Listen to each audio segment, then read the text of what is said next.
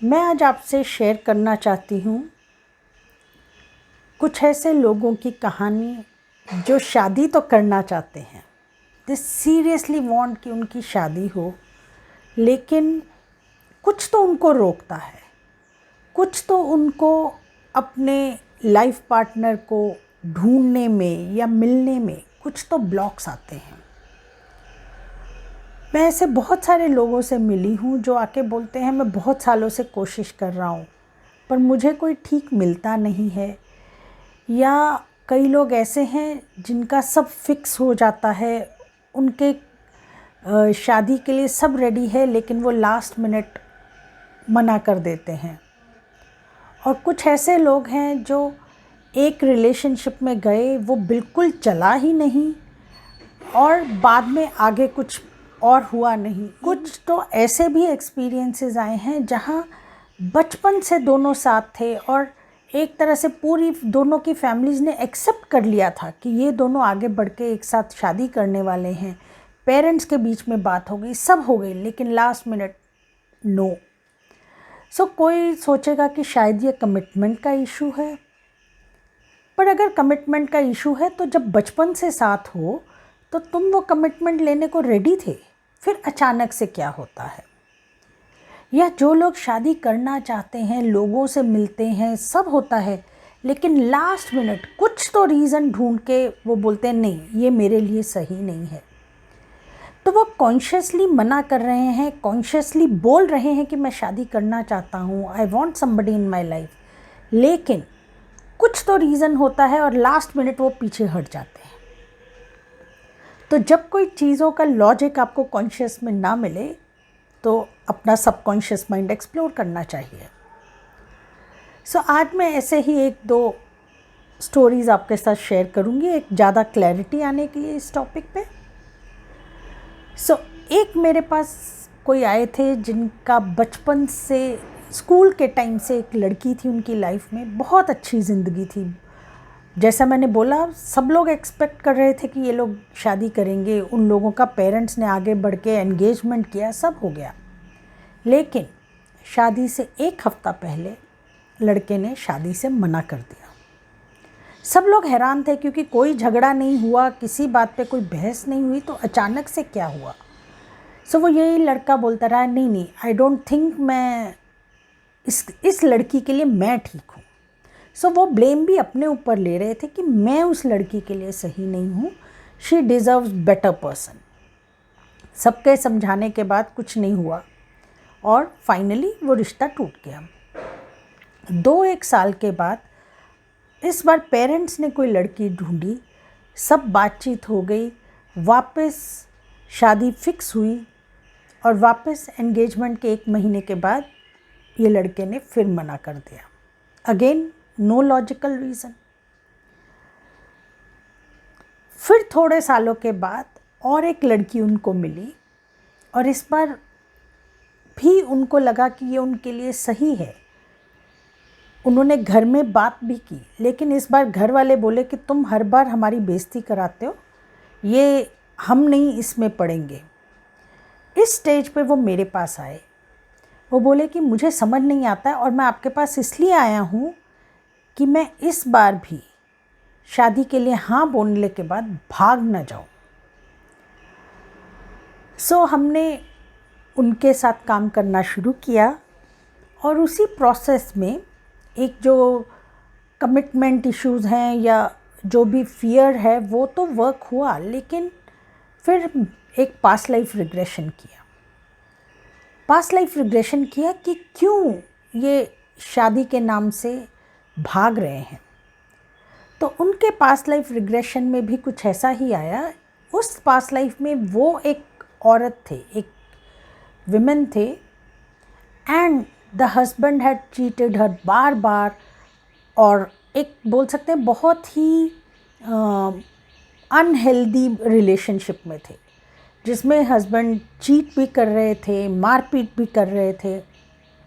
इस औरत की बिल्कुल भी अच्छी लाइफ नहीं थी और वो उस लाइफ में मरी भी अपने हस्बैंड की मार की वजह से थी।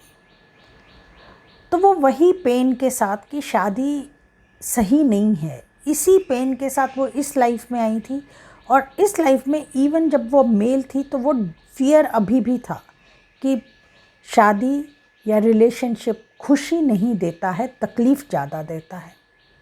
सो जब हमने उनका ये रिग्रेशन किया और ये फियर, ये अवेयरनेस उनको आई, उसके बाद फाइनली ये शादी हुई और आज उनके 2 बच्चे भी हैं। ये काफ़ी साल पुरानी बात है।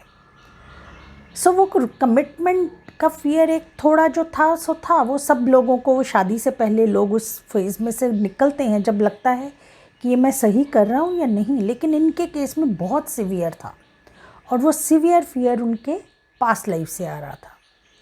एक बार जब उनकी सोल को समझा ये तो पुराना पेन है, वो उसको हील कर पाए और वो शादी आज सक्सेसफुल है।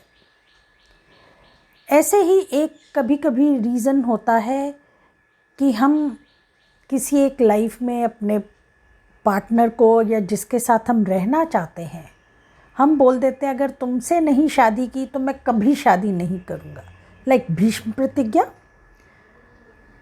सो हम बोलते हैं कि कभी कभी मुंह पे बोली हुई चीज़ें हमेशा सच हो जाती हैं।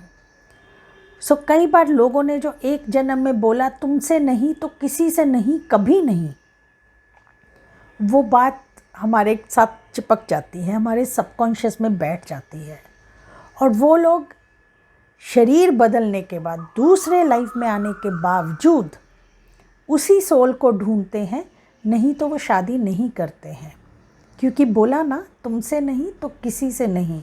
या फिर अगर कभी धोखा खाया है उस लाइफ में तो लोग मन में ऐसा सोचते हैं कि शादी बहुत गलत है, मुझे करनी ही नहीं चाहिए। तो इस लाइफ में वो कॉन्शियसली चाहते हैं कि मेरी भी शादी हो, मेरा परिवार हो, लेकिन वो सबकॉन्शियसली शादी करना ही नहीं चाहते। कई लोग ओपनली बोलते हैं कि मुझे शादी करनी नहीं है, मैं अकेला रहना चाहता हूँ, मैं अकेली रहनी चाहती हूँ। पर जो लोग कॉन्शियसली करना चाहते हैं वो बोलते हैं कि अरे कुछ कोई मिलता नहीं है सही, क्योंकि वो जिससे मिलते हैं उनको वो सही नहीं लगता है। पर इस लाइफ में फिर लोग उनको बोलना शुरू करते हैं नकचड़ी है, इनकी एक्सपेक्टेशन बहुत ज़्यादा है, तुम्हें क्या कोई आसमान से आई परी मिलेगी, या ऐसी चीज़ें। बट ये समझिए कि ये कहीं हमारे पास्ट लाइफ के एक्सपीरियंसेस हैं जो हमें उस स्टेज तक पहुंचने नहीं देते जहां हम अपने लिए लाइफ पार्टनर या सो कॉल्ड सोलमेट अट्रैक्ट कर सकें। सो जो लोग इस फेज से जाते हैं उनको चाहिए एक दिन बैठें, थोड़ा टाइम अपने साथ स्पेंड करें और सोचें कि तुम शादी नहीं करना चाहते हो, इट्स ओके, बट अगर करना चाहते हो और हो नहीं रही तो कहाँ गलती हो रही है। वो हमसे गलती हो रही है, हमारी एक्सपेक्टेशन ज़रूरत से ज़्यादा है, या कोई और फियर है जो शायद आपको समझ में भी नहीं आ रहा। अगर आप उस स्टेज पे हो तो एक बार हिप्नोथेरेपी ट्राई कीजिए। अगर आपके कुछ फियर्स अपने आसपास के कपल्स को देख के, कई बार अगर पेरेंट्स के बीच में रिलेशन अच्छे नहीं हैं तो भी हम खुद को शादी के लिए तैयार नहीं कर पाते। अगर कोई फियर्स आपके इस लाइफ के हैं तो आप उनसे पक्का बाहर आ सकते हो थ्रू हिप्नोथेरेपी, क्योंकि सबके साथ जो बुरा हो वो आपके साथ भी हो ये बिल्कुल ज़रूरी नहीं है। और अगर इस लाइफ का कोई रीज़न नहीं है तो पास्ट लाइफ रिग्रेशन एक्सप्लोर कीजिए। कहीं आपने भी कहीं कोई भीष्म प्रतिज्ञा तो नहीं की थी? अगर थी तो उसको अब डिस्कनेक्ट करने का टाइम आ गया है, सो दैट इस लाइफ में आप अपने सोलमेट, अपने लाइफ पार्टनर को पहचान सकें, उनके साथ एक मैरिड लाइफ बिता सकें या फिर अपने पार्टनर के साथ खुशी से रह सकें। सो एक्सप्लोर ज़रूर कीजिए ये एक ऑप्शन। अगर आपके आसपास कोई है जो ऐसी सिचुएशन से स्ट्रगल कर रहा है, उनको बताइए इस बारे में। हो सकता है आपकी वजह से किसी की लाइफ में खुशियाँ आ जाएं। सो आपके इस बारे में कोई कमेंट्स हैं या किसी की स्टोरी है आपके आसपास, या आप कुछ ऐसा मुझसे पूछना चाहते हैं तो प्लीज़ कमेंट्स में लिखिए। और ऑफ कोर्स ये वीडियो शेयर और लाइक करना तो भूलिए मत, और सब्सक्राइब ज़रूर कीजिए अगर आपको और ऐसे इंसाइटफुल वीडियोस देखने हैं तो जल्दी ही मिलते हैं नेक्स्ट वीडियो में। मैं हूँ रचना मुर्डेश्वर, लाइफ कोच और क्लिनिकल हिप्नोथेरेपिस्ट।